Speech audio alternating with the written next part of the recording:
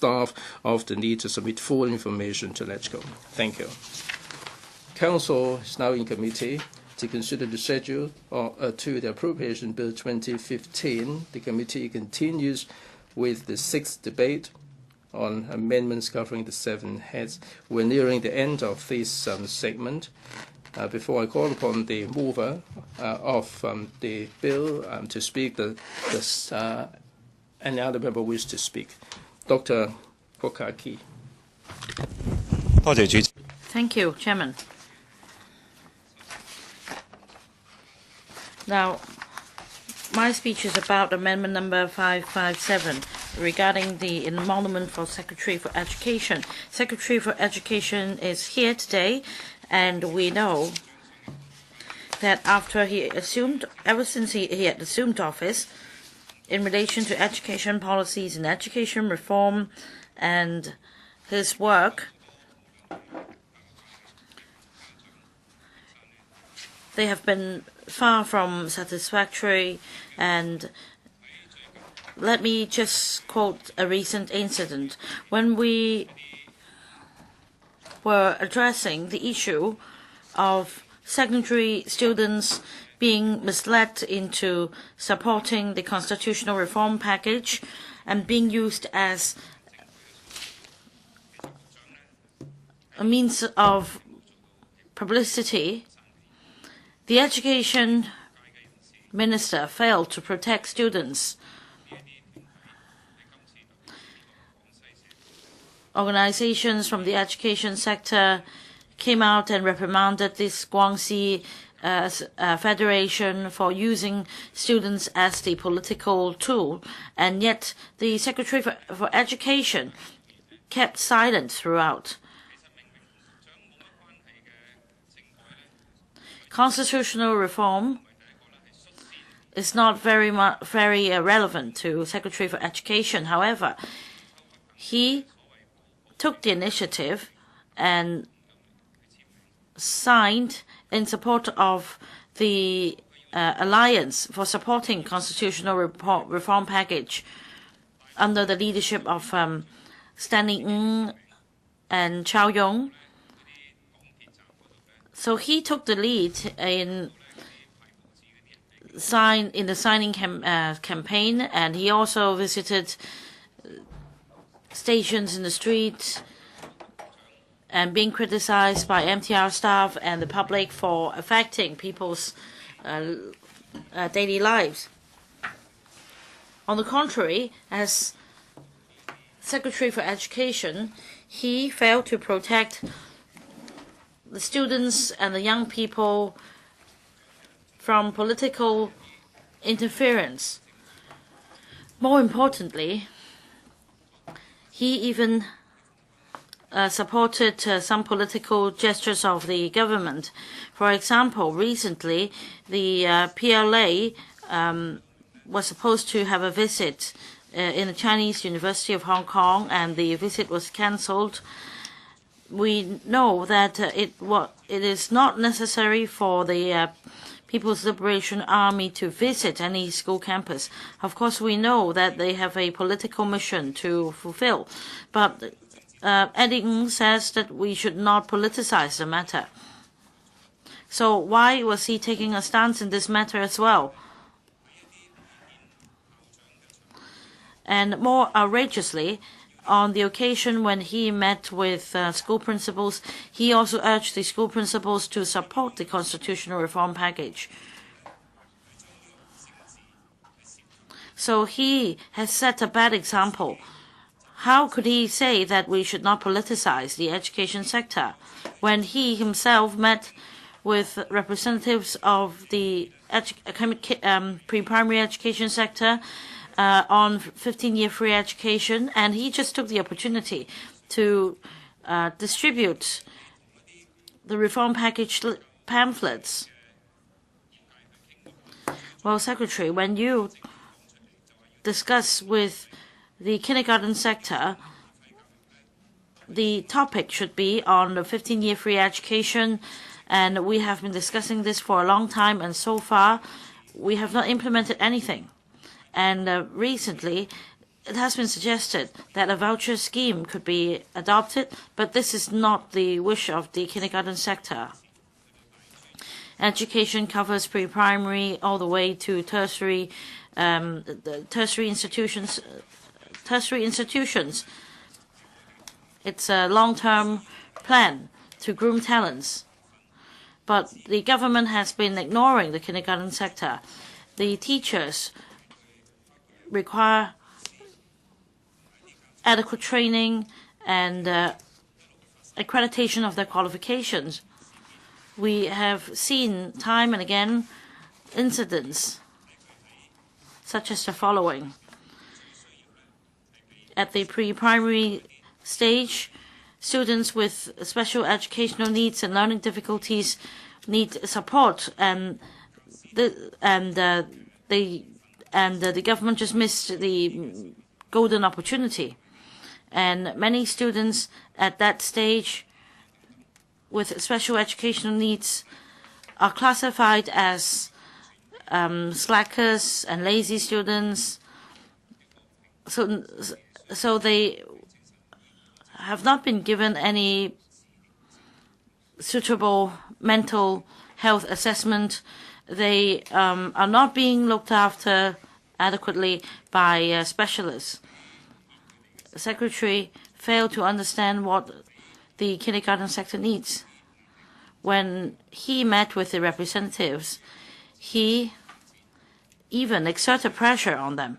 He said that they should also support the constitutional reform package, because he is also dealing with reform of the pre-primary education sector. So there should be a trade-off. And several years ago, the education reform incident made parents and teachers understand that the Education Bureau is just a sheep in the wolf in the sheepskin, and the Bureau can change position anytime. And the Bureau is just a tool for indoctrination of people to protect the Central People's Government. However, for parents, teachers, and students, they have long understood the ultimate motive of the government. Well, as we announced the 25th anniversary of the Basic Law, the Education Bureau prepared a new teaching kit for secondary and primary students. The kit covers one country, two systems, and other principles. And yet, it also mentions that there should be cooperation among the three powers. And we understand very clearly that all along there should be checks and balances among the three powers.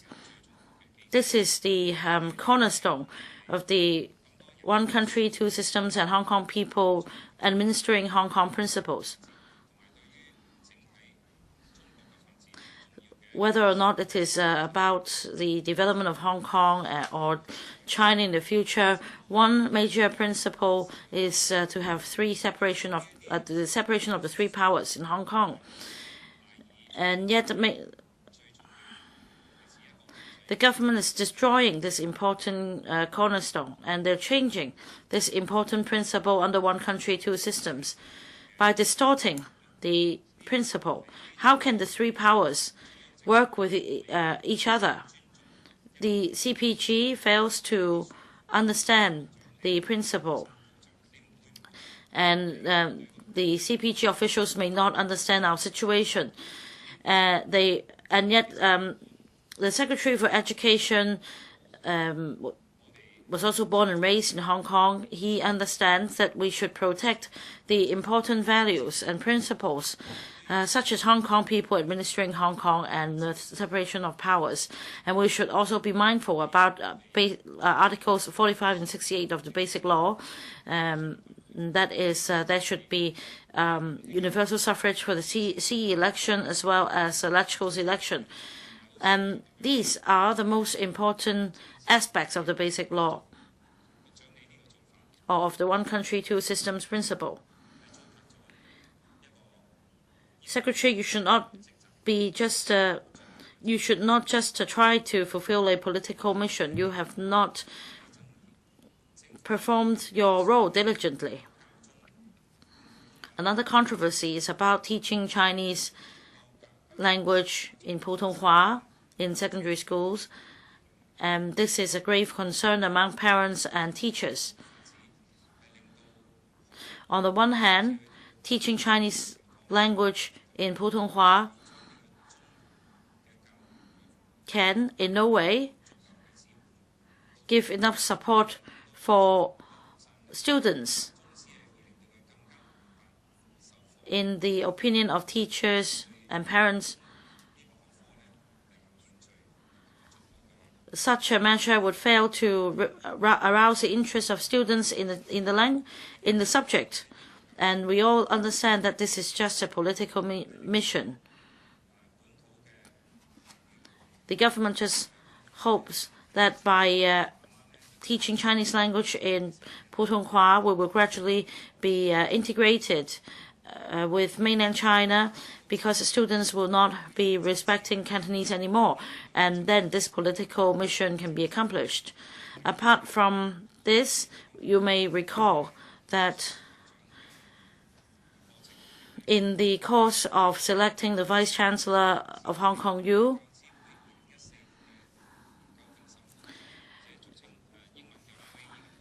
in the RAE paper of the UGC in 2014, information was leaked. This is clearly a political gesture. Obviously, through the leakage of this report, through the leak of this report, it's just a smearing campaign against the candidate for the Vice Chancellor, Mr. Johannes Chan. Probably it's him or somebody he authorized to provide this leak. So what about our education policies? Kindergarten education is not helping the school-age children. Our reform is staying at this level to the extent that parents are suffering in reality. If you go to the Convention and Exhibition Center, every year during the education fair, you would see parents and students looking for opportunities to study abroad. As for the new senior academic new structure for senior secondary schools, well, not much has been changed, and people and students and parents still feel the heat. And we see recently a long queue of over 1,000 people queuing up for an international school in Sha Tin. So this is really outrageous. Under this distorted education system, parents force their children to take drills during summer holiday so that they could survive under this distorted education system, so that they could get a school place and then go through all the exams. Exams is the only purpose of education. Education is just a tool under the lead of Education Bureau, so as to groom students who ask for nothing but high marks in examinations. This is not acceptable, and this kind of students will not be competitive internationally. And then about our university education, again, it is most worrying. For the research programs for postgraduates, it is said that mainlanders have already dominated the places. For local students, owing to one reason or other, they have lost the opportunity to do a research program. Many of them have to borrow money. They have to go overseas to continue with the studies. What is worse is that we have spent a lot of money to improve the 8 universities, and yet we are serving the mainlanders. So if it is not a political mission, what is? So how many other political missions have you got, Secretary? I don't think your work deserves a full year's pay from us. Does any member who haven't spoken would like to speak? Well, in this case, I would like to invite members who are on the list to speak. I pressed my button last week. Sit down and listen to me. Has any other member who hasn't spoken wishes to speak? If not, then I will invite members on the name list to speak, and then I will invite members who move the amendments to speak. Mr. Leung Kwok-hung. This is like a tea house. All the dim sums have been cooked in advance, and they were cooked overnight. Now, Mrs. Carrie Lam spoke, and then she left immediately. But then for this session, she's supposed to be involved. And the worst one, that is the population policy. You don't need to worry. Today, we have got somebody worse than you, and so for the time being, I'm not going to scold you. Now, we have got population, manpower, youth, etc. for this session. Now, today, Mrs. Carrie Lam came here to give a reply. This is because for the PAC report, we talked about elderly service, etc. And in fact, in this budget debate, we have had a lot of discussion about the elderly services. Now, please take a look at this one, hot from the press. Speech by the Chief Secretary for Administration, the Honourable Mrs. Carrie Lam, introducing the government minute in the Legislative Council on the 20th of May 2015. First of all, Mr. Chairman, he is the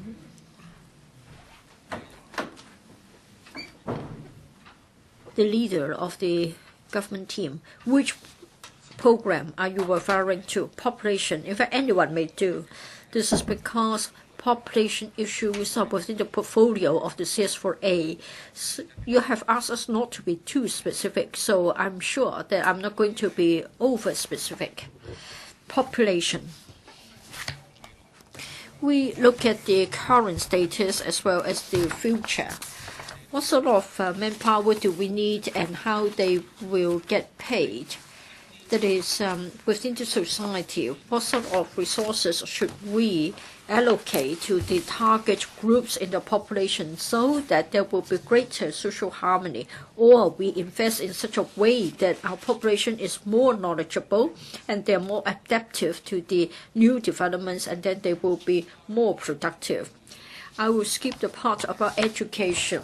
And then I would like to talk about elderly services. Now, CS4A is second to no one. And then she has said that she has given a reply concerning the provision of long-term care services for the elderly. So please go to paragraph 4. Let me quote. Mr. Leung Kwok-hung, you're not supposed to refer to the speech of the CS4A. I will let you finish first. Mr. Leung Kwok-hung. In relation to the current debate, you're supposed to talk about the various amendments. Please tell me which specific amendment you are referring to. Population. Indeed, population is one of the themes of this session. But then you should be specific and tell me which amendment related to population that you would like to talk about, instead of a general comment on the population policy of the government. No, Mr. Chairman, I must have a debate with you. I must argue with you. It's wasting my money. It's wasting my time. Time is money. Now, when you first started, you said that at this stage we couldn't go to the specifics, and therefore you have asked us not to go to the specifics. Now I'm saying that I will be general. It's about population, and yet you are saying that I have to pinpoint a particular amendment. What can I do? Mr. Leung Kwok-hung, when we have a debate on an amendment, we ask members to focus on the content of that amendment. It's good that you switch off the timer. Which amendment are you focusing on? Give me a minute, please.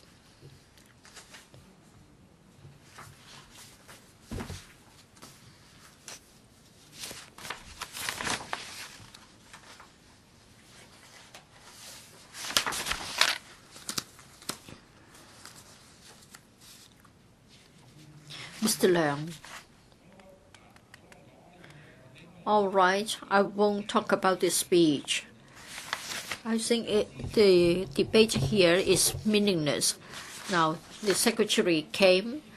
I have wanted to talk about population, and now you say that I can't talk about this. I haven't been told that she would come. Now, the CS4A came. What's the point? She won't listen to us. According to the rules of procedures, at our meetings, when the secretary gives a speech, there won't be a debate. I'm monitoring her work. Now, she gave a speech on the PAC's report, where in fact in our notice to members concerning gender, this speech has already been referred to.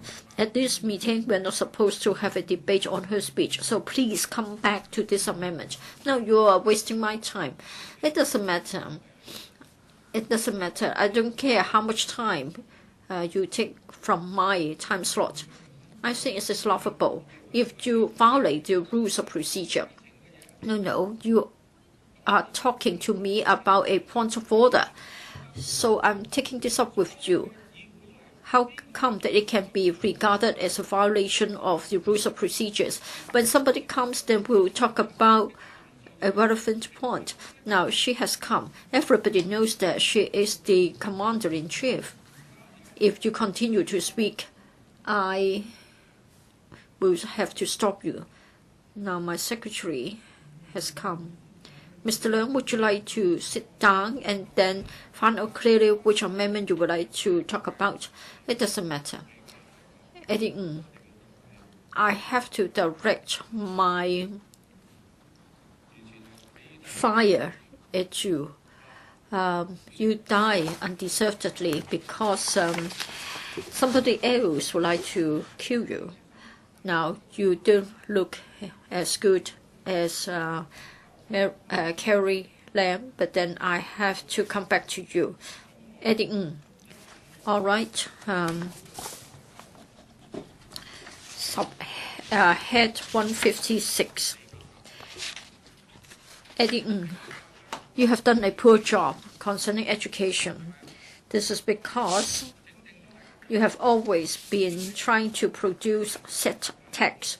For national education, we have already advised you to do it within liberal studies, but you would not agree with us. You would rather collude with those who have been funded by the Communist Party, and you've arranged for mainland visits. Of course, this is not going to work. I think just now we have had a very good example. Now, you shouldn't. You have to understand that this council has already exposed how incompetent that your education bureau is. Will a professor tell Jasper Zhang that today is about mathematics? You can't talk about mathematical philosophy. You can't talk about that. Of course, no one would say that. Leung Kwok-hung, if you don't speak to this amendment, I have to stop you. If you insist and if you breach the rules of procedure, I have to order you out. I've warned you. You don't need to get agitated. I'm now telling Eddie Ng how to teach. I have cited you as an example. You can it's up to you whether you like it or not. I'm simply saying that education is not to be delivered in this way. You are digressing. I have said that he can't deliver education in this way. We should have integrated it into liberal studies. Well, in fact, 100,000 people were there at that time. We didn't have the riot police sent out. Sau-lan refused to shake hands with Chi-chuen, and then I've already said that there's no need to have a separate subject, otherwise there will be brainwashing. I think he hasn't done his job properly. The performance is poor. So do I have to submit my speech to you for vetting before I can be allowed to speak, just like in the case of the NPC? There's no point for you to get angry with me. If I'm wrong, you can scold me.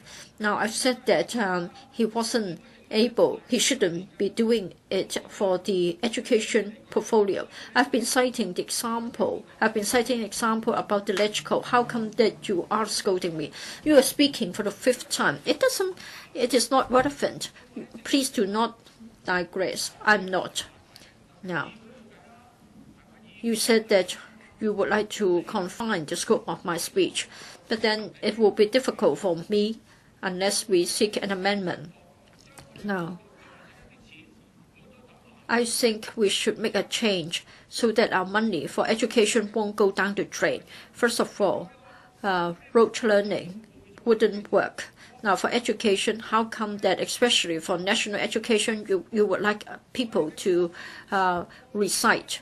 Now, for Chinese history, I think in many cases, rulers would try to distort the relevant history. In our case, the CPG, the Central Committee of the Chinese Communist Party is trying to write modern and contemporary history. No other countries have done the same. Now, it is very bad to resort to rote learning. What's worse is that as a result of power struggle, there has been distortion and rewriting of history. Let me tell you this. On this occasion, your performance has been very poor. Now, for national education, it has been rendered into something laughable. For our council, we have said that Are you trying to tell us that if we can't have national education in Hong Kong, our public money will be spent on the mainland?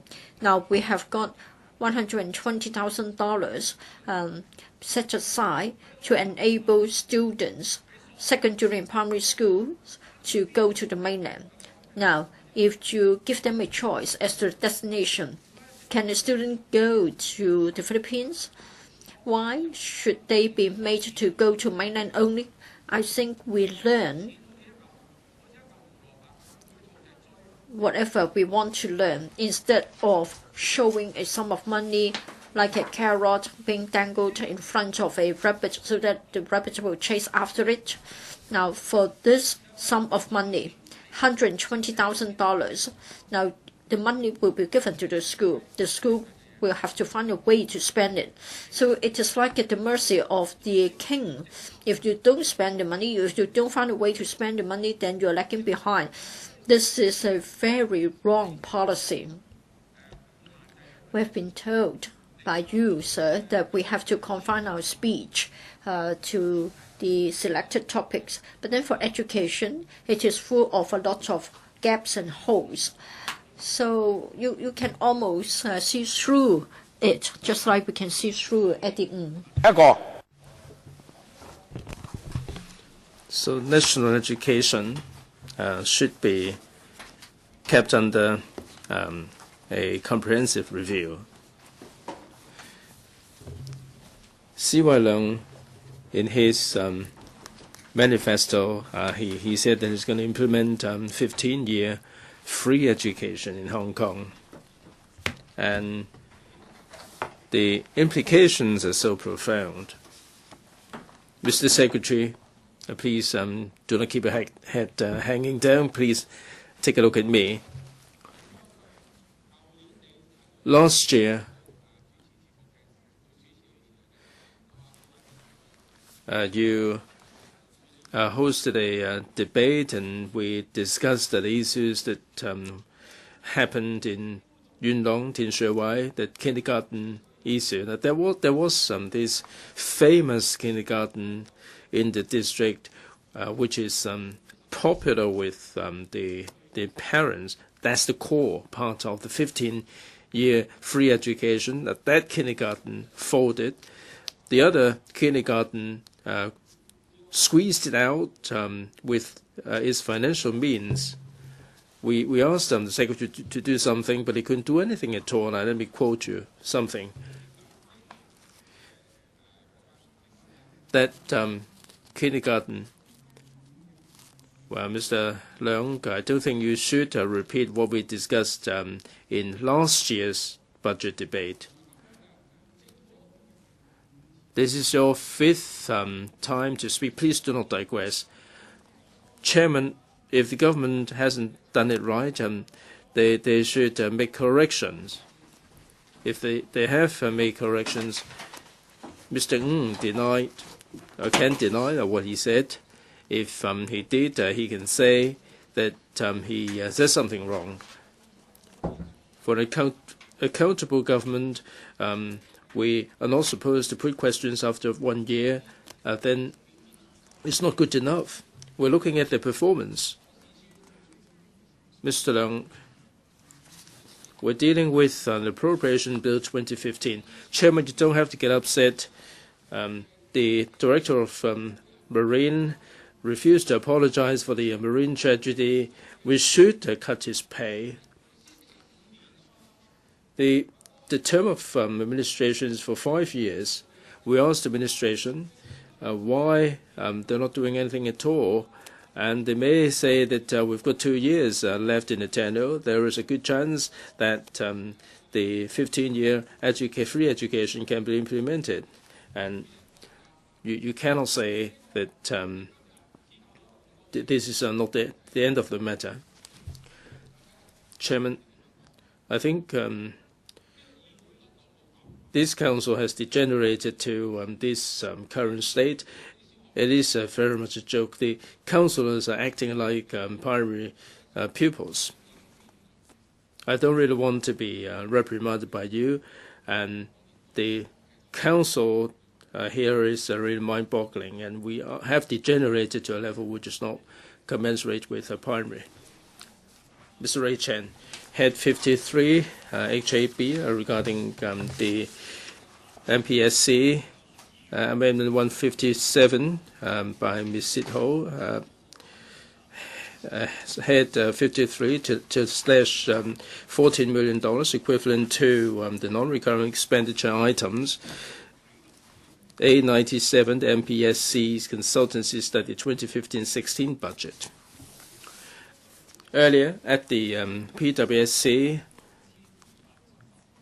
$62.7 million has been earmarked for the advanced work for the MPSC. It's going to go to the Finance Committee for the funding on Friday. And a number of projects will be presented to the Finance Committee together. We asked strongly the administration unbundle them for individual debate. That the next will come the Lentang project. If you look at the Finance Committee meeting, the Friday paper, there is no mention of the total budget. We have to ask the administration about the budget at the meeting. This is a Kai-Tak MPSC. It is estimated that it's going to cost us $25 billion. Earlier, the original budget was $18 billion. Now, with $25 billion, it is a provisional figure. It is an estimate going back a number of years ago. I'm not sure what the final tally is going to be like. Will it be 50 billion? Nobody can answer the questions. With all these projects, once they have started, once they are into it, once they've disbursed the first installment, there is no way they can wiggle out of it, because otherwise the project will fall by the wayside. The public do have doubts about the Kai-tak multi-purpose sports complex.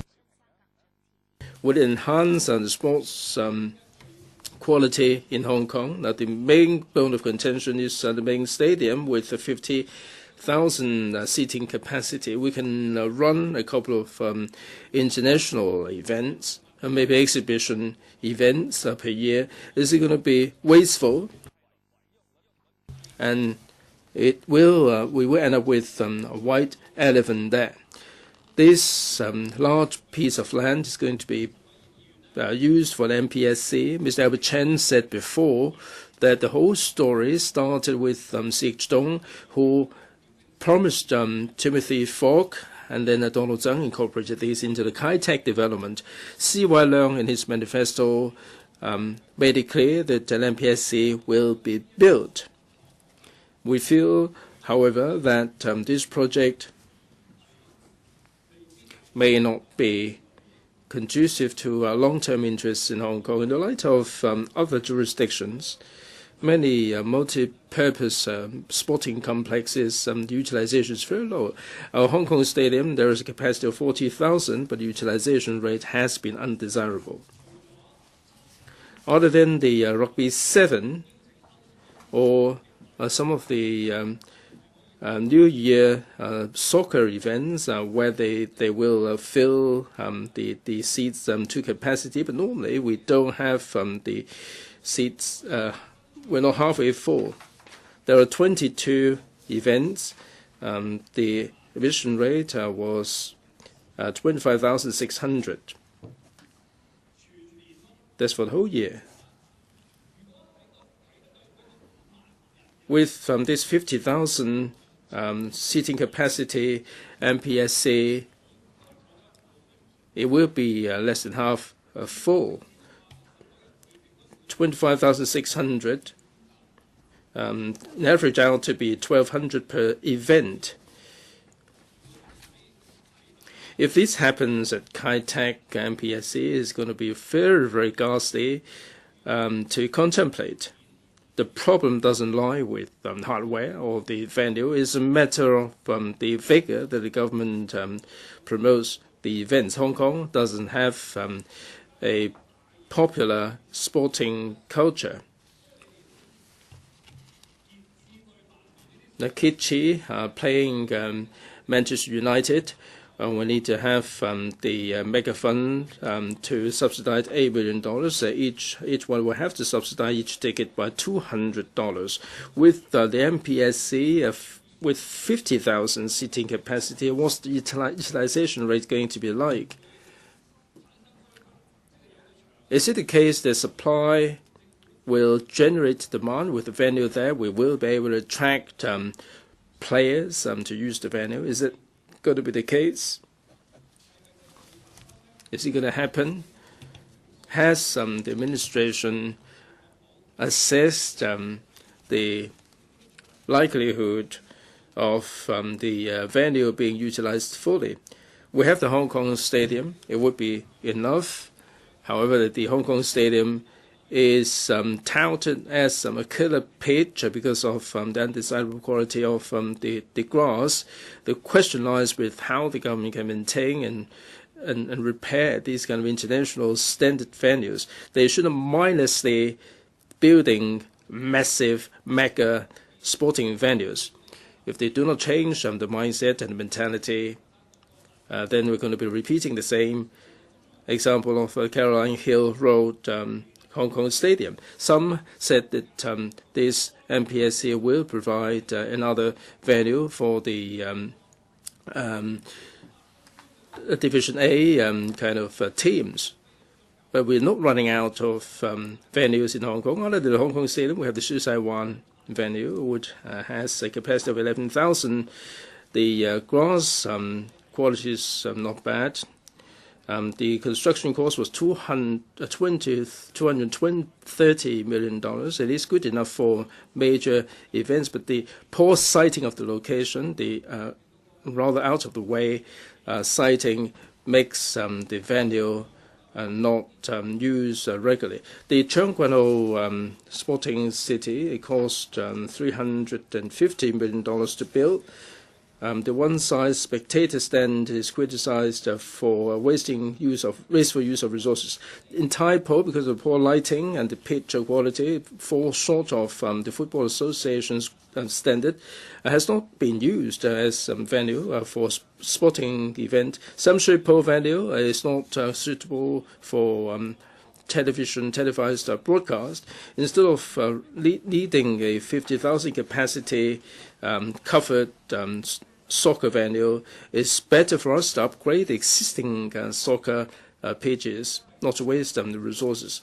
With this multi-purpose complex in the town center, it will bring about undesirable impact. In many major cities, they are locating the sporting complexes on the outskirts of the cities.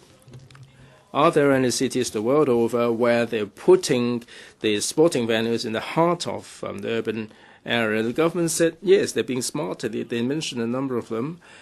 But in these places, they convert or reconstruct the existing venue instead of starting afresh. Now, these MPSC at Kai Tak, it is close to a population center of 1 million. If the spectators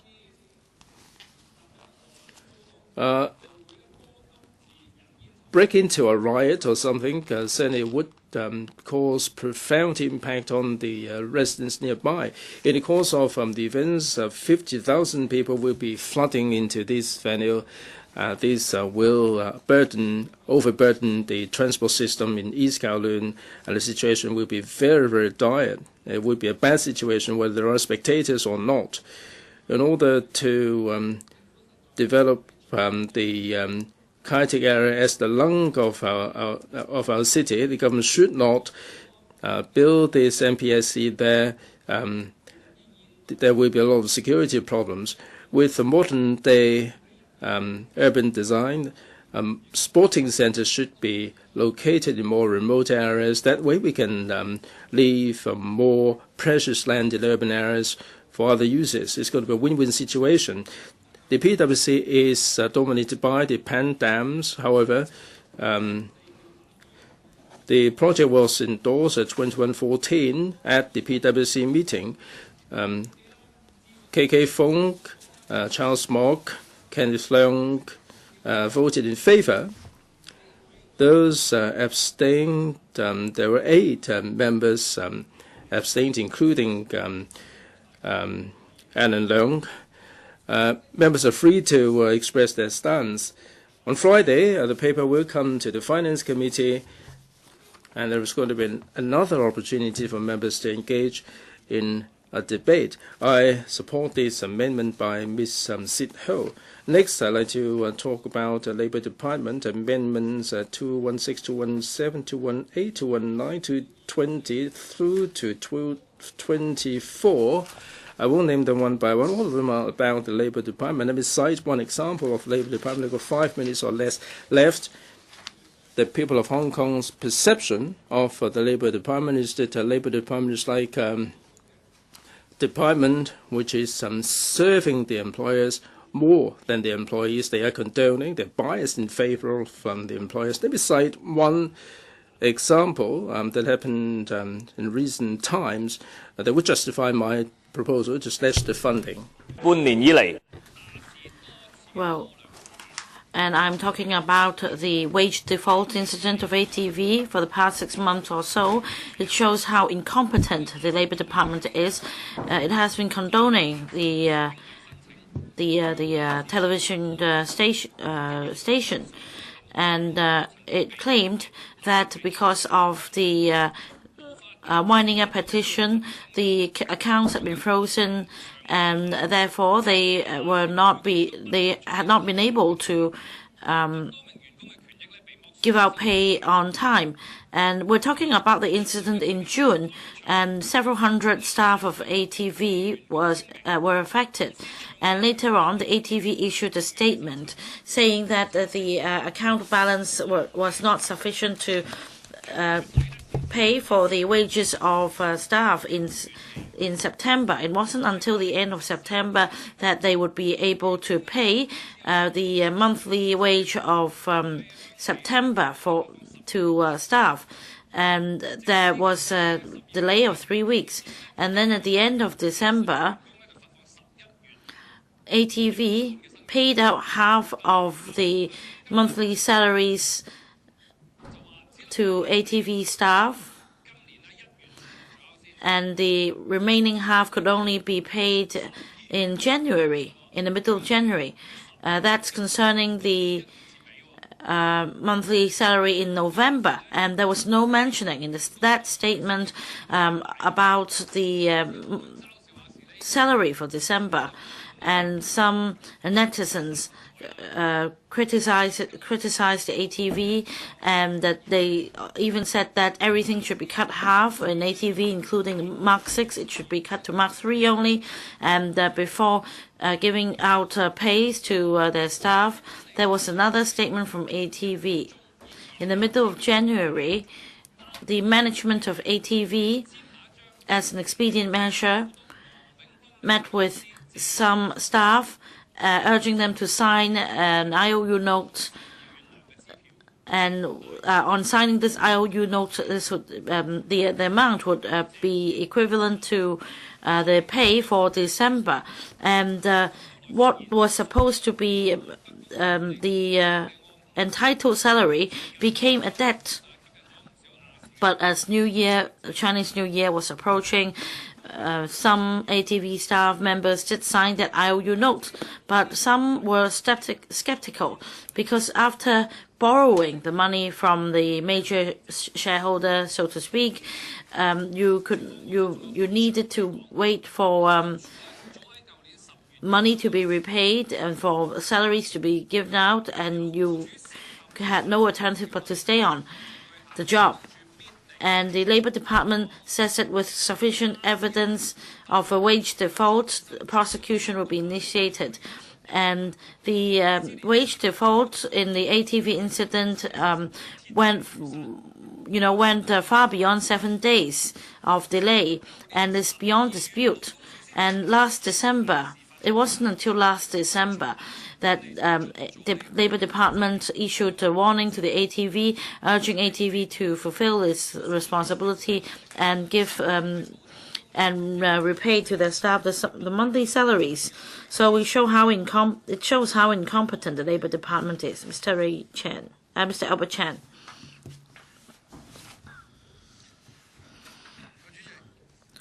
Mr. Deputy.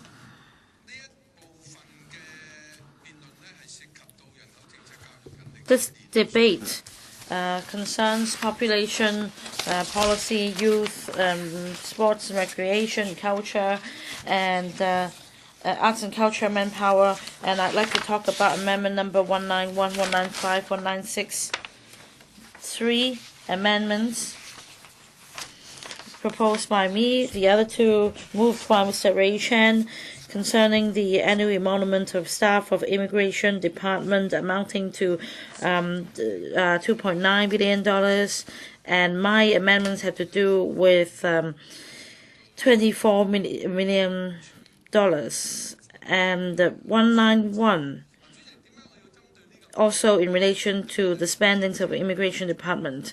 Well, immigration policy is very important, Mr. Deputy. In Hong Kong, we have so many livelihood problems, social problems, groups and organizations being confrontational. Much of these problems have to do with a proper and suitable immigration policy. In this council over the years, I have been criticizing Hong Kong for the immigration policy. Yes, there is one, but the government doesn't make a clear stance. The immigration policy in Hong Kong is very similar to the policies in Xinjiang, in Tibet, and that in the sense that it is very much politicized. In Xinjiang, in Tibet, they allow immigrants to flock in the regions to affect the demographic mix. In Tibet, in 1949, with a 4 million population, the ethnic minority accounted to 75%, and Han's ethnicity only accounted for 5%, but now it accounts for 38%, and there will be a further 35 million immigrants. The same happens to Xinjiang. For the capital, now the Han ethnicity accounts for 60% of the total population. And in Hong Kong, we're seeing a similar situation. Since reunification to 2014, 830,000 mainland immigrants have emigrated to Hong Kong for settlement on the strength of a one-way permit. In 2014, the birth rate in Hong Kong was 60,000. 60,000 babies were born, but 40,000 one-way permit holders came to Hong Kong. So you can see the ratio.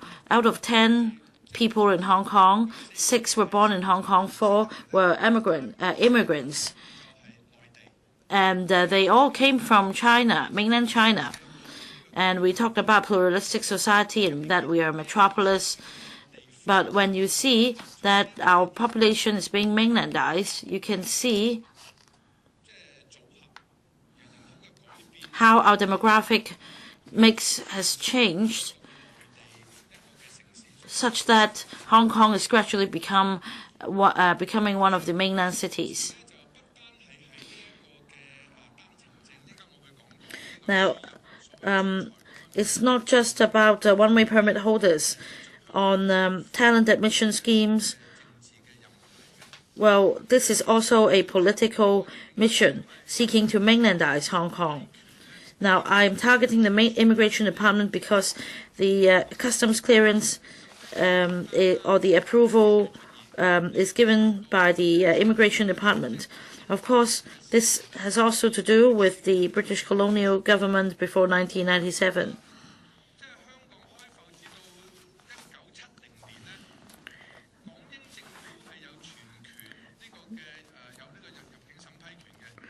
Well, from the beginning till 1970s, the Hong Kong British government had the sole approval right of allowing immigrants in, including the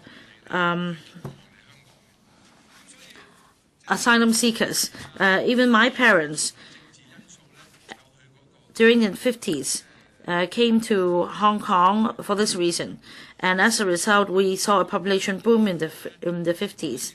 In 1958, the Hong Kong government amended the legislation to allow illegal immigrants to remain in Hong Kong. And in 1974, the Hong Kong colonial government implemented the touch-base policy such that immigrants would only be granted the right of a vote if they arrived in Hong Kong or Kowloon. And in the 1980s, there were further changes. Yet, at the time, there were still many illegal or illegal immigrants coming to Hong Kong, and as a result, the touch-base policy was scrapped. And the Chinese government at the time took this opportunity to discuss with the British colonial government on the immigration approval right, and as a result, they came up with this one-way permit system. Well, this system has been in place for some time, and the Immigration Department, nevertheless, still has the right to reject certain one-way permit applications. Of course, the application must first be dealt with by the mainland authorities, all the way up to the provincial level, to the state level, before the application is ultimately passed to the Hong Kong Immigration Department, and the department has the right to reject this application or to postpone the application. And yet the Immigration Department only works with the mainland authorities, and as a result, the right of approving applications, of rejecting applications, have come to nothing. And Hong Kong is becoming more and more mainlandized, so to speak. And the Immigration Department has totally neglected the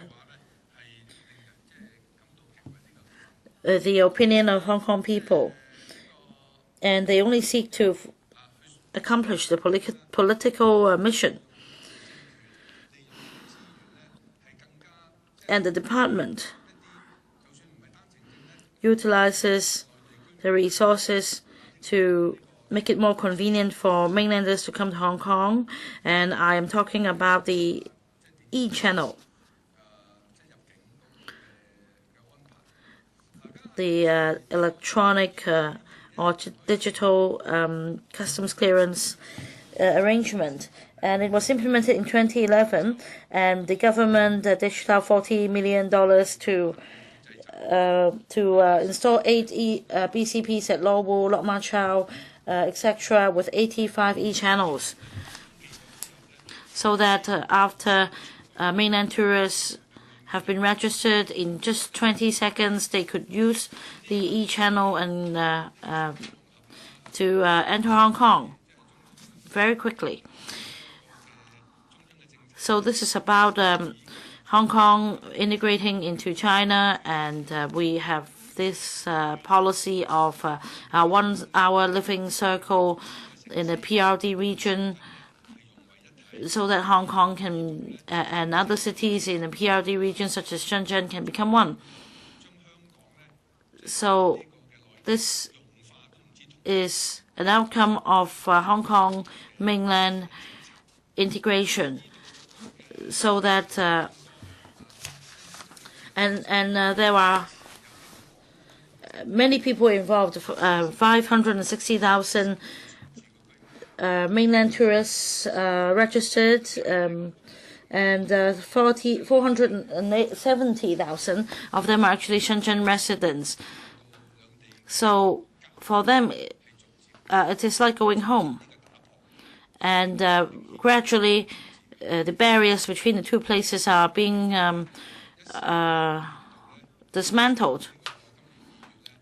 Well, as of February this year, 3.58 million visitors have used or have come to Hong Kong through e-channels, and this is a staggering figure. And the figure is on the rise. In 2014-15, the number of visitors registered 7 times more than the government estimated. So it shows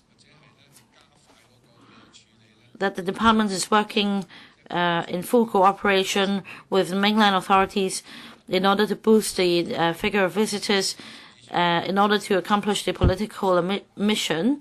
So I support Mr. Ray Chan's amendment to cut the spending of Immigration Department to show our grievances against the holistic mainlandization of Hong Kong. As for 195, 196, these amendments have to do with talent admission schemes from China. Well, there were altogether 62,000 applications in 2013-14, and in 2014-15, for 85,000 plus talents have been admitted. So comparing to just 1,350 in 2003 admitted, you could see that again we are importing more and more talents, so that in different sectors we see more dominance by mainlanders. 2,390 took part in cultural and artistic work. Another group in education and research. Mr. Chairman, for the education-related services, many of them are working at universities, and then they are the assistant lecturers. And in fact, for many years, thousands of mainlanders have come to Hong Kong, and that's why Hong Kong U took the lead in withdrawing from the Federation of Students. I think this group of mainlanders must be given to credit. Now, with these so-called scholars, researchers, teaching assistants, I don't think we can rule out the possibility that they think like the Hong Kong communists. For those given approval by the mainland authority to come to Hong Kong, and of course they won't be the democracy movement participants. Surely they have come here for a positive reason and with a mission. So the mission clearly is to enhance the mainland government's control in Hong Kong.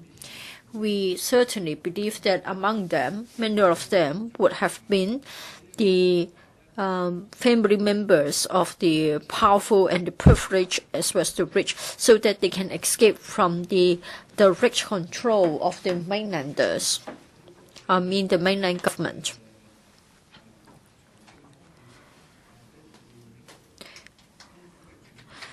They can seek a change of identity, and as a result, they are able to move their assets from the mainland. So this is perhaps another way to have money laundering. This figure has gone up and has a political implication. But what is even worse is that there is more to it. After they have taken up the posts, it means that our younger generation has been pushed aside, and the implication is even worse. Well, had the jobs not been taken up by the so-called mainland talents, then many teaching posts within the tertiary educations would have been taken up capably by our locals. And so our local students are having less opportunities to have academic research, and they have less job opportunities. Currently, we know that many young people find it difficult to get a job. Now, for the pay received by the so-called talents, many of them earn $20,000 or more, or even $40,000 or more. So we can see that this scenario means that it will have an impact on the youth employment, and the impact is serious. And for our young people, when they seek opportunities to further studies, I think opportunities have been taken away from them. So it is another format of colonization, and we must reduce the scale. And therefore, I'm seeking an amendment to reduce the sum available under my amendments 195 and 196. Professor Kenneth Chen, or Dr. Kenneth Chen. We have the Secretary for Education here. I think he must have noticed that, including myself, 4 LegCo members would like to move an amendment so as to cut the whole year pay for the Secretary for Education. We started the debate last week, and since Mr. Eddie Ng is here, I would like to draw his attention to the following point. That is, since assuming the post,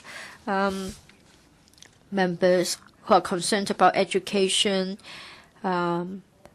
members here and members of the public have got more and more dissatisfaction. I'm not going to repeat the arguments. I'm not going to repeat the details concerning our dissatisfaction. Maybe Mr. Ng's assistant can reach up the Hansard. I spoke 3 times already. Now I will talk about land. Now for the C.Y. Leung administration, we've always been told that we need to seek land for housing development. But then we have to do it in the right way. It will certainly be controversial. Recently, the government has said that in its search for land, it has encountered objection from the district councils. Now, for the Education Bureau under Eddie Ng, we have been very unhappy. For Queen's Hill, I think during the previous term government, it was set aside for the construction of a private university. Now, under Sau-lan, over 10,000 units will be built as a private residential development. Had it been used for public housing, it will be even more difficult because of the remoteness.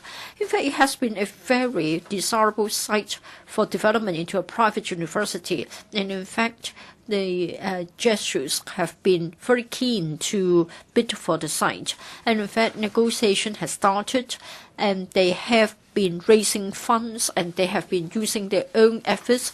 They've been getting advice from the professionals. They've been asking the faithful to help. So they've been doing it on a collective basis, and they're trying to design the site. So they've tried to turn it into a private university.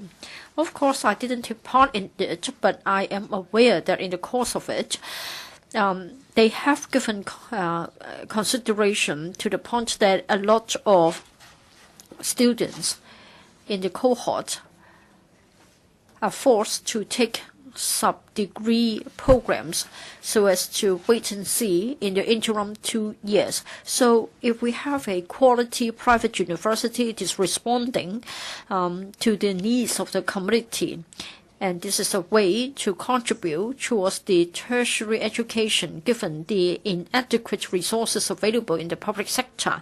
So it is an alternative pathway. And for the Jesuits, they don't just have a presence in Hong Kong. They have a global network. In other words, by having a university here, they can have networking and join programs with the other universities and colleges, and it will be good. But unfortunately and regrettably, Sau-lan grabbed the land. And has the Secretary for Education ever uttered a word? No, not at all. And then at the Wai-yip campus, of course, I'm with the Baptist U. And then the government is saying that the site should be cut into two halves. On one half, there will be a low-density residential development. It will be luxurious development. So just half of the land will be made available. Many universities have voiced their support, supporting the BU's bid to retain this precious site. After some struggles, I won't say that the government has been responsive, but at least faced with very strong objection at the town planning board, the government has changed its mind. Now, how is the land going to be used? Half will be used for hostels for students, etc. For the other half, the government would hold it back, and the government will only use it for special education. We've been waiting for many months, but we have yet to see a concrete plan. I just wondered if the government is actually trying to say that if you would like to stand in my way, I will make it difficult for you. If you want it, I'm not going to give it to you. Well, there has been a lot of embarrassment as a result of the public sentiments. The government would rather choose to make life difficult for the opponent. This has been experienced in the universities. Now, the government would like to use whatever powers that it has got, and it would rather hold it back from us. The land will not be released to us. Now we want to have further development of our Chinese medicine education, and yet the government would not want to help us, even though we're working for the overall good. The government has been very harsh towards us. the Queen's Hill or Li Wai-li campus.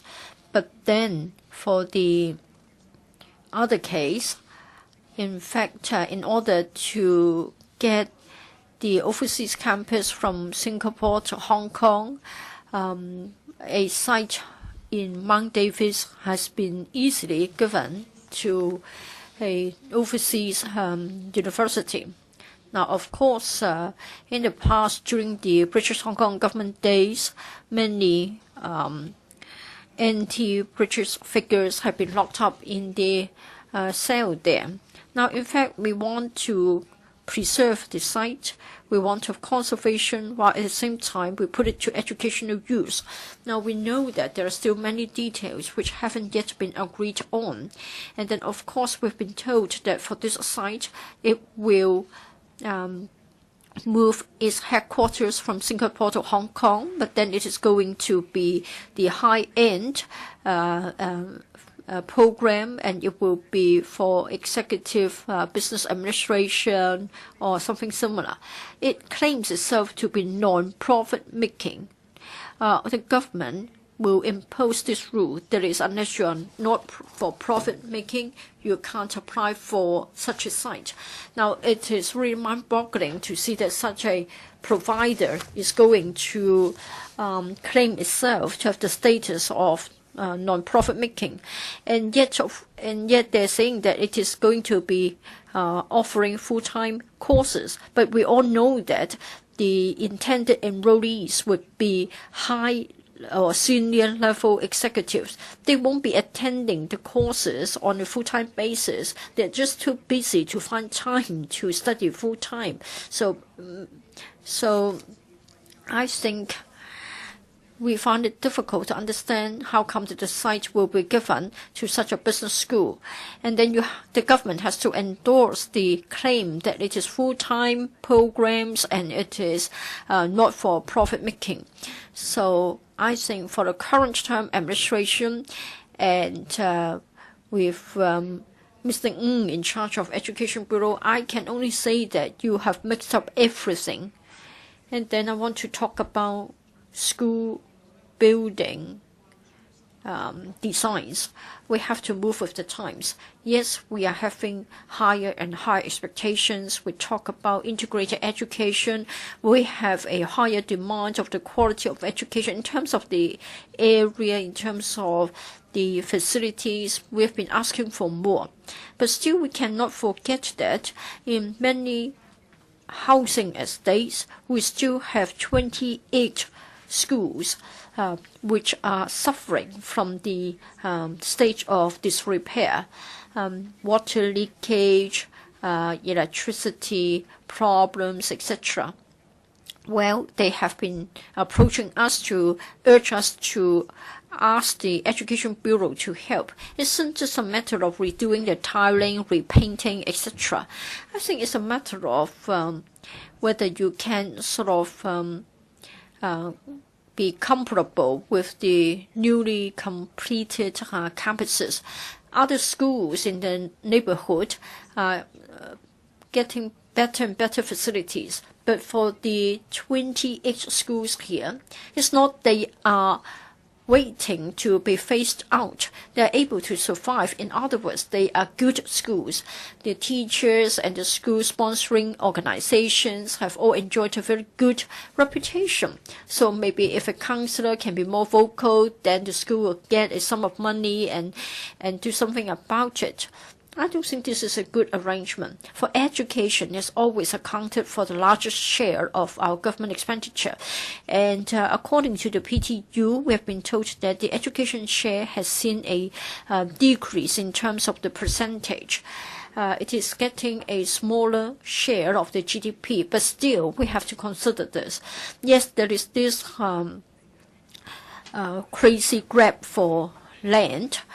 We still need to have a program to make sure that the 28 schools can have sufficient money to improve their campus. Also,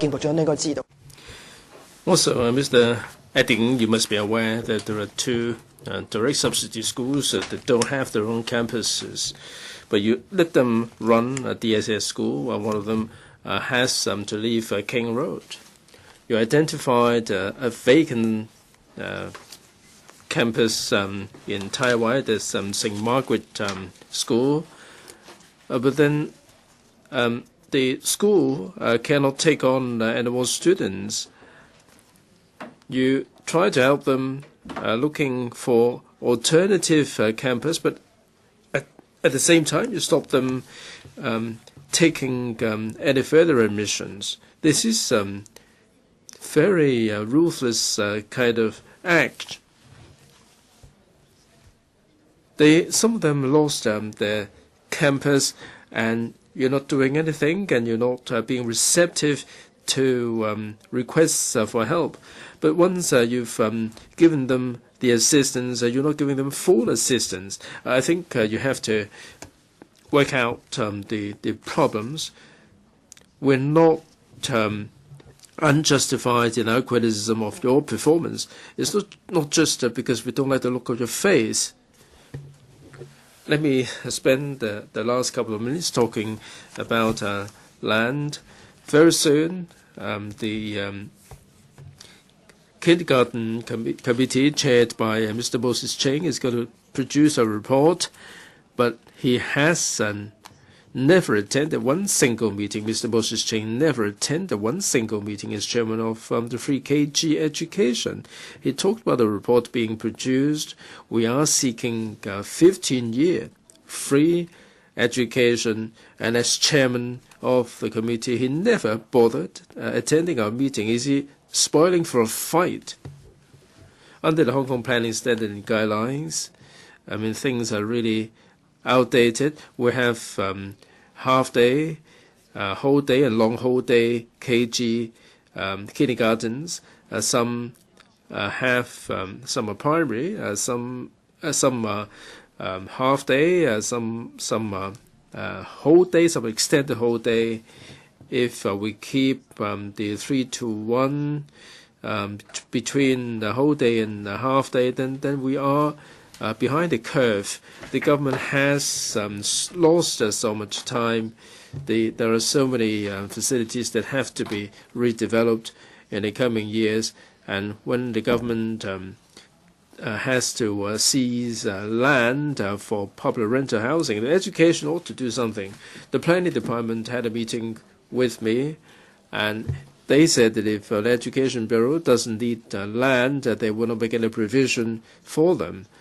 The kindergartens are so expensive in rent. I understand that the government has to optimize the resources.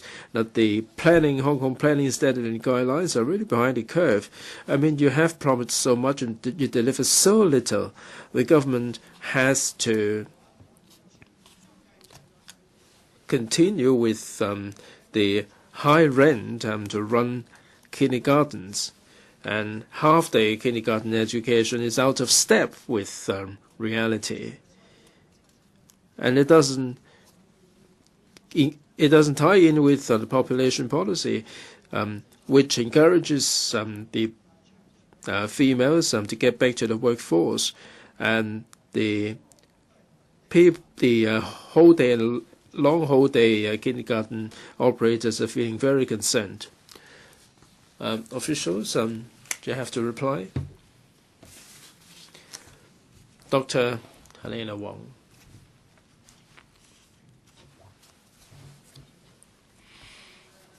Mr.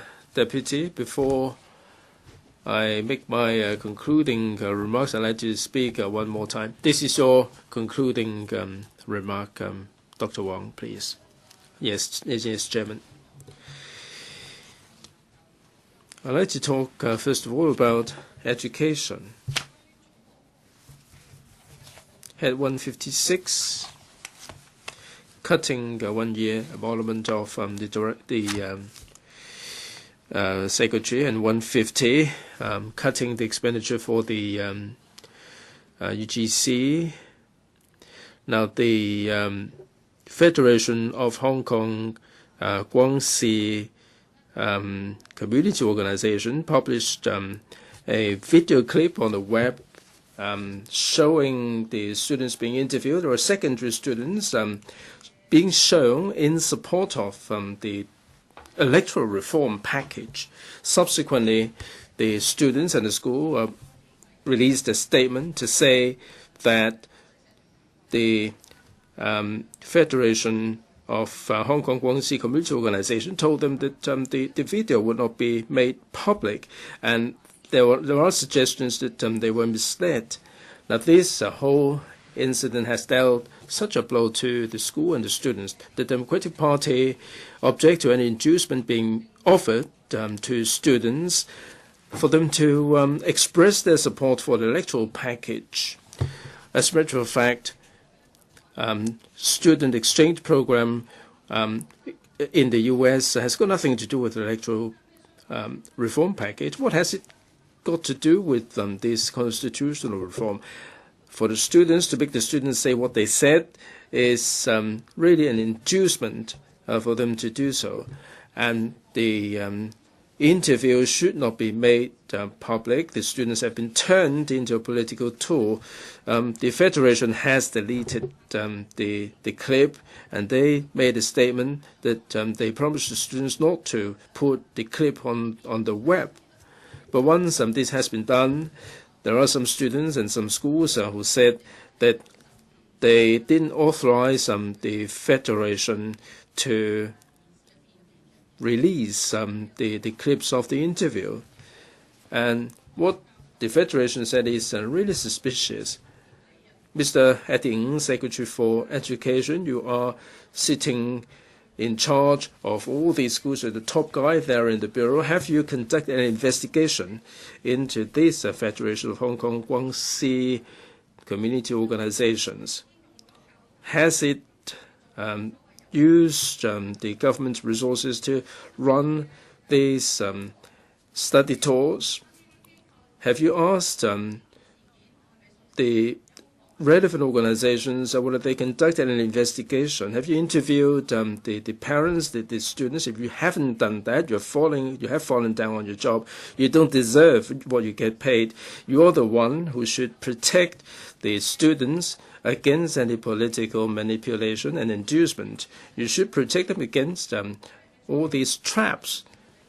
Do you think that you can absolve yourself of the responsibilities? I must be aware that I don't think I get an answer from you, because you're not really in the right. You abused your power to bring pressure on the principals. On the 10th of May 2015, the Secretary said that when he attends meetings, whether they are organizations or principals, they would bring up this matter, and that is support for electoral reform, and ask them to give their support. Mr. Secretary, you get paid by the taxpayers, but as Secretary of the Education Bureau, shouldn't you, or should you take advantage of your power to hard sell the electoral reform? Are you hard selling the electoral reform in front of the principals? Is this something that you should have done? You are bringing pressure to bear on the principals. You can use the resources within your bureau. I think for you to do so is an abuse of power. And this is a matter of very serious nature. I think we should not just cut your pay for one single year. You have to step down because you're not doing what you're supposed to do. In your capacity as official, it is bad enough for you to sign the petition in support of the electoral reform, and you are pressurizing the principals. Are you going to be pressurizing the students and the parents and ask them to support this fake electoral reform? This is wholly disappointing to the education sector. I said with some people that last night that I'm going to be seeing the Secretary. Should I be praising him or should I be reprimanding him? They said in unison that I should be reprimanding him. They agree that we should cut his pay for 1 year. These students that I met, they are studying associate degrees and they are waiting to be breached onto university degrees, they said they are very concerned that they may not be able to bridge into the third or fourth year of university education. There are some places added, but this is not anywhere enough. I think we are justified in cutting your pay, Mr. Secretary. The university subsidized places have not seen any increase over the years, 15,000 per year for first-year, first-degree program places. A lot of the students, like the ones that I met last night, they have to shell out the money, expensive fees to do the associate degree or the bridging courses. The supervision of the quality leaves so much to be desired. There are consultancy reports that suggest that there is a lack of supervisory structure, and there is no common standard to comply with. And the associate degree programs vary so much in quality. And associate degree students, the government is giving them a short shrift. You're merely providing 1,000 subsidized places. But for the rest of them, those are beyond the 1,000. We're talking about 10, 20,000. Are you giving them a short shrift? Are you going to ignore them and leave them to their own devices? Some students have to raise loans, and after 4 years they'll be saddled with $500,000 in debt. And how much money are they going to make when they graduate? And they will be saddled with a lifetime of debt. Is this something that the Education Bureau, the Secretary for Education, should be doing? You should be offering an apology to these students and their parents. Some institutions are sitting on great surpluses from these courses, but they're still putting up the fees, and the parents, the students are very helpless. What can the government do? I doubt on what you can do, and you can say, all you can do is to say that please do not put up the fees so much. What is even more infuriating, Mr. Deputy, is that the government is not running short of money. It's just that you're not subsidizing those who deserve subsidy. At the education panel meeting, we did say that those how many students are studying in the UGC-funded institutions. They said in 2014-15, the number in this category, non-students in this category, 2014-15, 15,500. These are non-local students. Now, for these 15,500, 11,000 come from the mainland of China, Asia, and others, 1,500. Now, for these 15,500 non-local students, the government is telling us that 9,400 of them, or 62% or thereabout, have been charged cost recovery fees. So for the remaining 5,000 non-local students, all of them are doing postgraduate programs. Each year we have 5,680. They're non-Hong Kong students. They're not the children of Hong Kong's taxpayers. 4,000 or so coming from the mainland, EU 181. Now for these 5,600 postgraduate program students, each year they get subsidized by taxpayers to the tune of $500,000. They're doing this for 2 years. It costs us $1 million and 1.5 for 3 years. They're not Hong Kong people at all. Why is it that they're not the same as the postgraduate study programs and associate programs?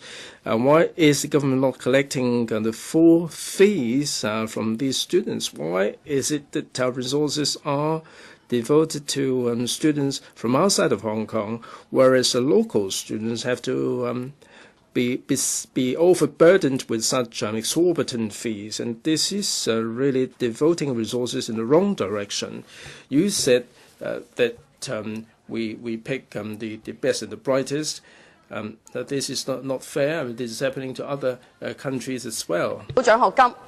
As for non-local students, unless you are studying on a scholarship, you should not expect the government to pay the school fees for you.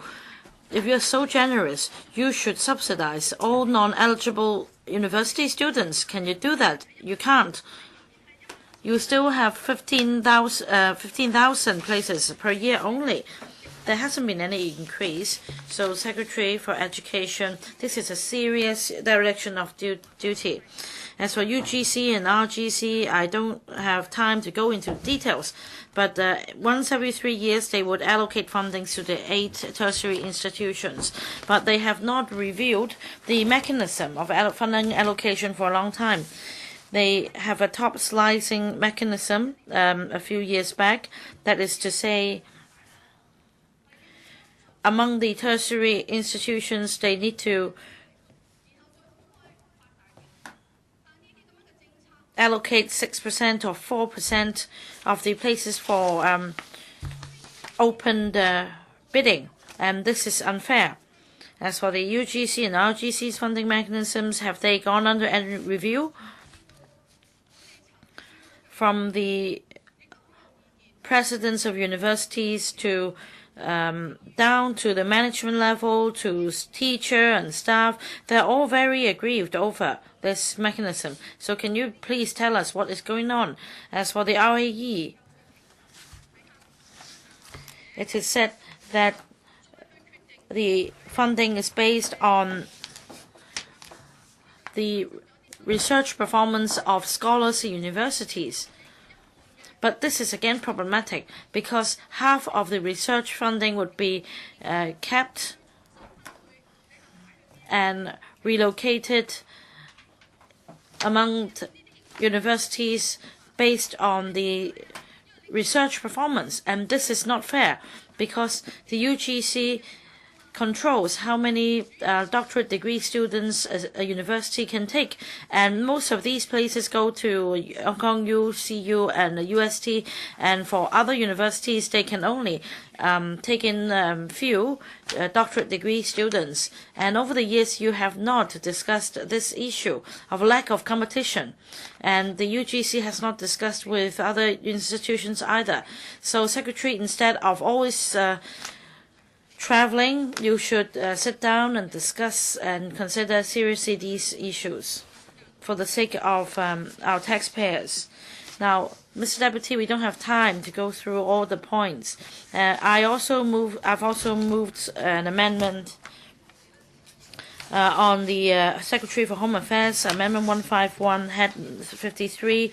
We think that the Secretary for Home Affairs has not fully fulfill his role because he has practiced cronyism and he has favored the pro-establishment camp. And as for the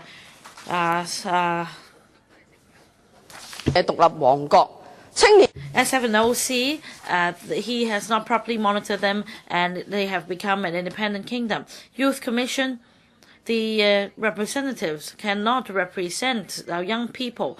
The young people in Hong Kong have taken to the street saying no to the fake universal suffrage. Why is it that the policy can not truly reflect the views of young people? So I urge members to support my amendments. Ms. Sitho, would you like to speak again?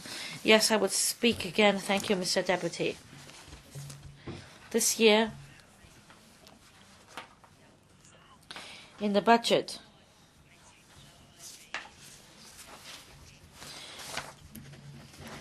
there were 25 funding applications that were supposed to be submitted to the FC for approval, and yet they were bundled with the budget for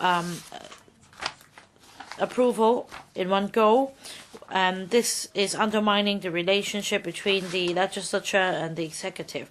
So I oppose these 25 funding applications bundled in the budget. Well, the Labour Party members have division of work, and I have moved over 10 amendments. They have to do with the revitalized or restored landfill, and that is about a consultancy for the revitalized use of restored landfill sites, and also clean production partnership program, and also funding for the Hong Kong Innovation Center and the Film Development Council, and also the Kai-tak multi-sport complex, and the revitalization or the redevelopment of Chi-chuen Civic Center, and the 4 museums. And many of the amendments, in relation to these amendments, we are not actually going to oppose the funding. As for funding for, say, food bank and other matters, we would support them because they about livelihood issues. And yet I need to tell and I need to appeal to members, especially members from the pan-democratic camp, that they should oppose the following. That is the consultancy fee for the Kai-tak multi-sports complex. Amendment number 157, head 53, subhead 700. And item number 897, $14 million for this year. Another amendment, again, I appeal to pan-democratic members to oppose the funding, and that is and the $466 million of commitment for consecutive years without any explanation concerning the Hong Kong Museum of History. That is about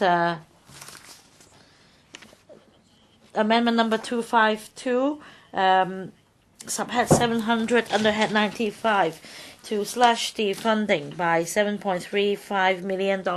So I urge members to support these amendments. As for the others, I urge members to vote for the items. Well, I need to repeat what was said this morning. Although Chairman this morning stopped Kwok-hung from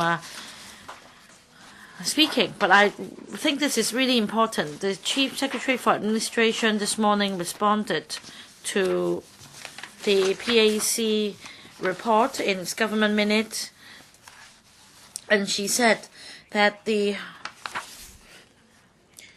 in submitting information to the Legislative Council, the government should provide accurate information as a primary principle to the Legislative Council. This is in line with the PAC and all the Commission's recommendations, and the Chief Secretary is asking all government departments to pay attention to this. However, we see time and again in various incidents that the government has failed to provide intact and accurate information to us, and very often they only provided information to us in drips and drabs. In this year's budget, for example, Mr. Dennis Kwok and Dr. Kenneth Chan pursued the question. He asked on how many occasions the chief executive had met with mainland government officials, and Ms. Alice Lau, from the C's office, said that it's in the C's itinerary, and yet the itinerary also contained other information which could not be disclosed to us. But our question was very specific. We did not want to know the whole itinerary of the chief executive. We only asked about a certain event, and she had this information, and yet she told us that she would not added the information for submission to us. So this is contrary to what the Chief Secretary said this morning, that accurate and intact information should be submitted to the Legislative Council. And Chief Secretary is not here now. Just now when she spoke, we were not in a position to stand up and rebut her argument. And the government has been doing this long enough, they have tried to circumvent our monitoring and our scrutiny by exercising dominance in the executive and in the executive arm, and the funding applications are now being bundled in the budget for approval, for a single approval. For the Kai-Tak multi-sports complex, we support that as a project to promote sports in Hong Kong. It is also the lungs of the city in East Kowloon. And this is beyond doubt. However, there is also a white elephant project in the complex, the 50,000 seats main stadium. We have not been given sufficient information to justify the construction of this stadium, where there are already so many questions.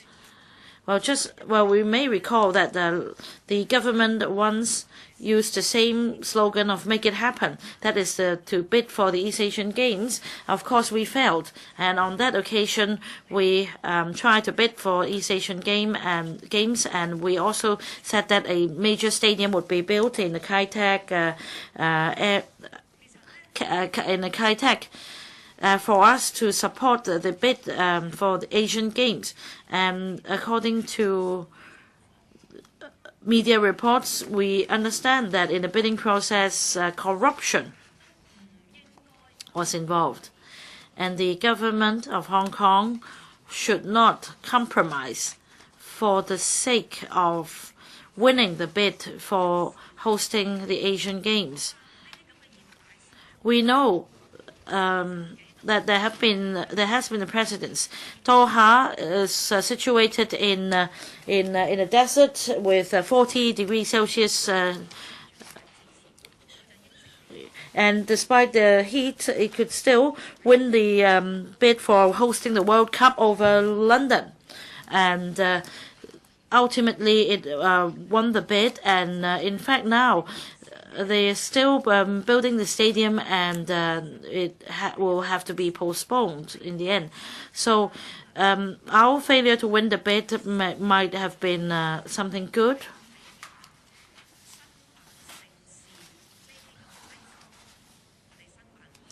Well, if we could not adapt ourselves to play this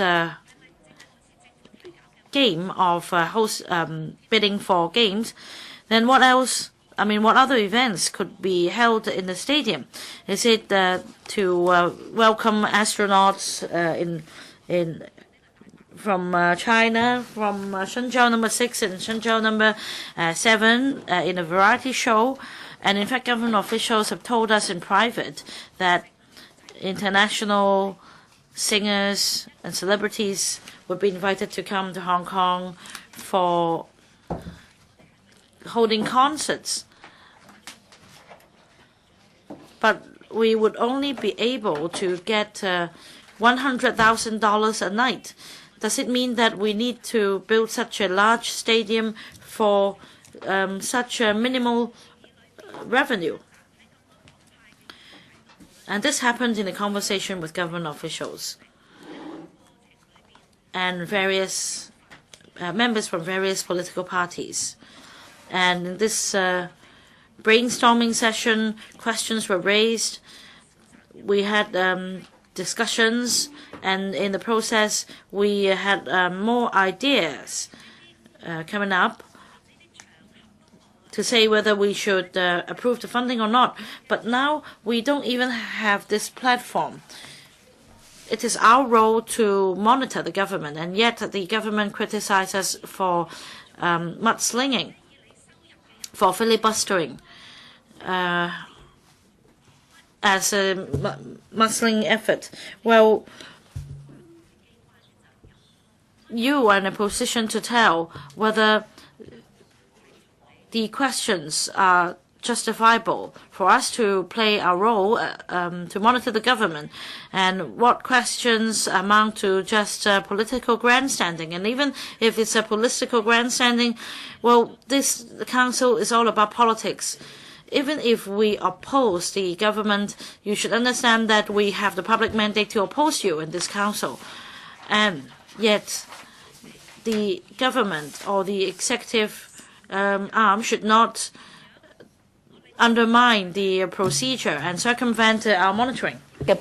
And then concerning the funding of $466 million for the museum, we didn't have enough time to ask questions, and there wasn't enough discussion, and officials have not given any response at all inside this council, outside this council. The executive hasn't responded at all. But then in this council, we have over half of the members, almost 2/3 of our members who have been conniving at the Executives Act. So these are just some minor issues, but $14 million only, $466 million only. But then these issues can't be resolved in this council. And you know that for the Kai-Tak multipurpose complex, the construction cost is $25 billion at 2013 prices. And then what about the 9 hectares of land?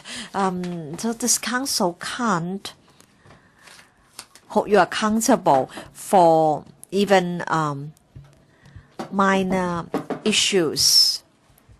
You know, the younger generation, of course, feels very frustrated, and that explains why at public hearings they speak in a way that smacks of foul language. You're high-handed. You are pushing everybody to the fringe. And that is why we need to vote down the political reform package. The content of the package is undemocratic. And also, the public are really so angry. And if this political reform package is passed, then there will be a lot of unrest in society. So we have to vote down this package. In fact, in so doing, we are helping you to prevent such unrest. We need to tell the public that the executive can't always have its way, and there are always people in this council who can stop the executive from doing evil acts. So $200,000, $14 million, $466 million, and then $120 billion or even more for the XRL. This council has been conniving at the bad acts of the government. We can't monitor the government effectively. But then I want to tell the executive and the pro-establishment members that there will be more unrest and more discontent in society because people think that they are not able to monitor the government. Mr. Chi-chuen, I would like to call for a quorum count under 17.3 of the ROP.